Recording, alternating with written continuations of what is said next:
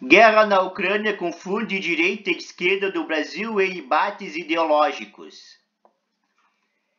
A guerra na Ucrânia e suas complexidades embaralharam direita e esquerda do Brasil e evidenciaram diferentes visões dos grupos mais amplos que se organizam em torno dos principais pré-candidatos à presidência, Jair Bolsonaro, PL, e Luiz Inácio Lula da Silva, Partido dos Trabalhadores. Com a invasão da Rússia ao país vizinho do leste europeu, é um conflito que combina em alta voltagem elementos ideológicos, geopolíticos e econômicos, as expectativas de alinhamento imediato ou repúdio claro a um ou outro lado do embate acaba sendo turvado por questões locais. No pano de fundo está genericamente o embate entre o líder russo Vladimir Putin e o governo dos Estados Unidos via OTAN, Organização dos Tratados do Atlântico do Norte. Com isso vieram à tona discussões sobre assuntos como União Soviética, Guerra Fria, imperialismo e globalismo. Os próprios Bolsonaro e Lula receberam pressões de diferentes sentidos, já que interesses variados estão em jogo. Na cacofonia das redes sociais, rótulos usados para carimbar instantaneamente um bolsonarista ou comunista não resistiram às primeiras horas do confronto iniciado do dia 24. O atual presidente, tratado inicialmente como favorável à Rússia por causa de sua controversa visita a Putin, uma semana antes da eclosão do confronto, sofreu críticas pela suposta aliança com um mandatário que teria perfil esquerdista, algo de que vozes, inclusive na esquerda, discordam.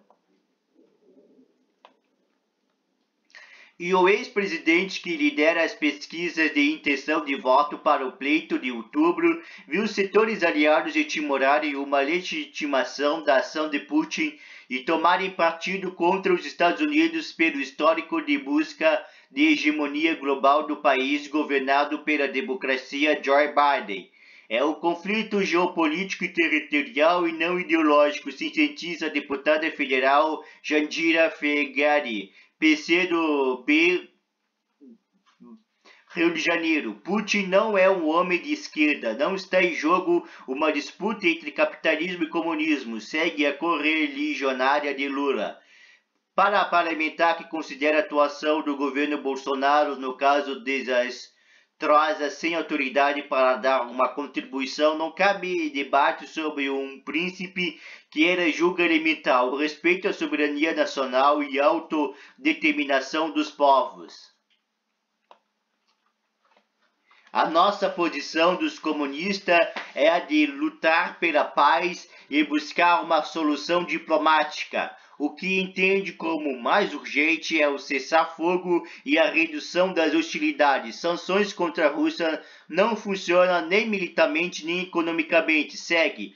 Jandira afirma, no entanto, que essa guerra não tem um dono só e que a responsabilidade da OTAN tem que ser considerada. A OTAN não deveria nem existir mais, deveria ter acabado quando acabou a Guerra Fria. O único ponto de consenso é que se há um país imperialista hoje são os Estados Unidos.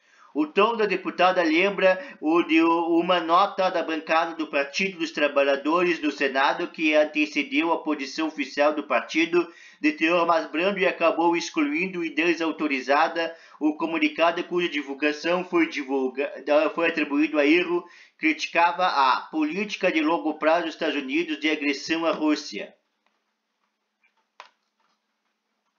A postura está longe, porém, de ser unanimidade da esquerda, que ao longo dos últimos dias também divergiu sobre uma condenação explícita à ofensiva russa. Líderes do PSB destoaram de nomes do PT, PSOL e PCdoB ao repudiarem a invasão sem meias palavras, como mostrou o painel.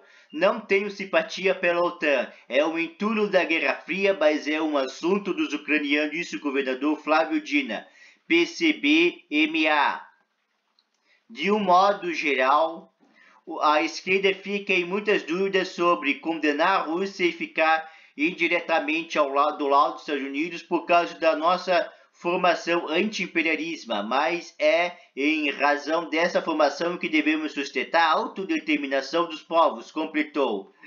O dilema sobre o posicionamento também foi visível na base de Bolsonaro, normalmente ágil da disseminação de narrativas, visões dos fatos uníssonas e defesas do presidente.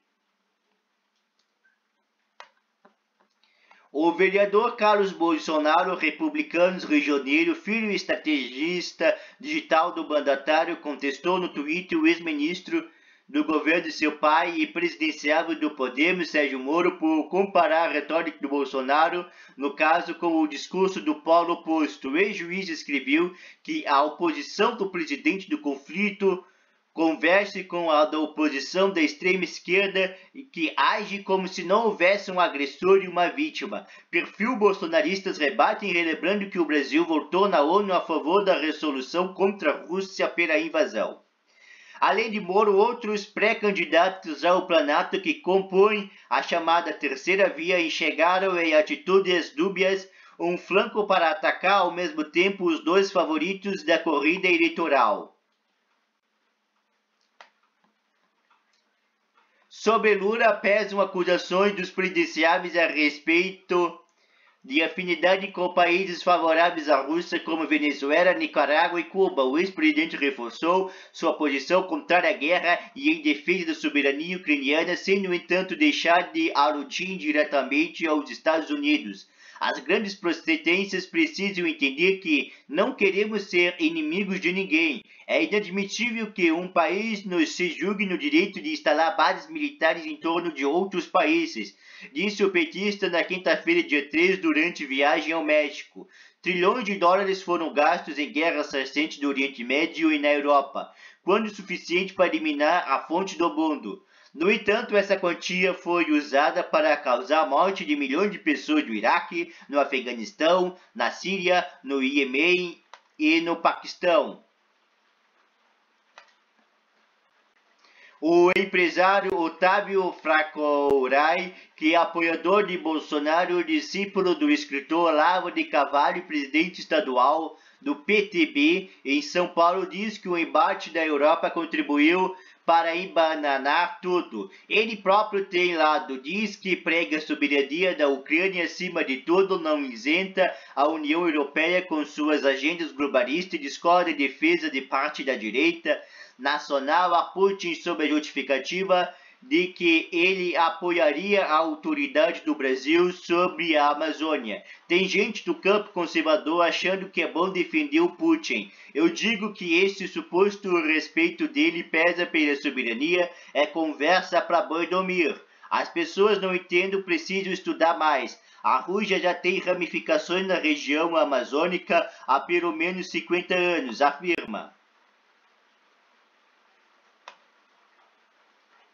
Fracourai, curiosamente, fica ao lado das áreas de esquerda que culpam os Estados Unidos pela guerra, mas em um enclave diferente. O bolsonarista ataca especificamente Biden, que é um fraco, e diz que o conflito não teria começado se o líder ainda fosse Donald Trump, com aquele jeito duro garantia a paz. O empresário minimiza as análises iniciais que apontam como uma das causas das cisões da direita e o flerte dos grupos locais basicamente radicalizados com o ideário das direitas ucranianas e Rússia. O monte de ucranianizar o Brasil, visto entre militantes pró-Bolsonaro dos últimos anos, busca inspiração em movimentos de desobediência civil ocorrendo no país europeu, que incluía em alguns casos ações violentas na intenção de afrontar instituições e provocar mudanças no poder.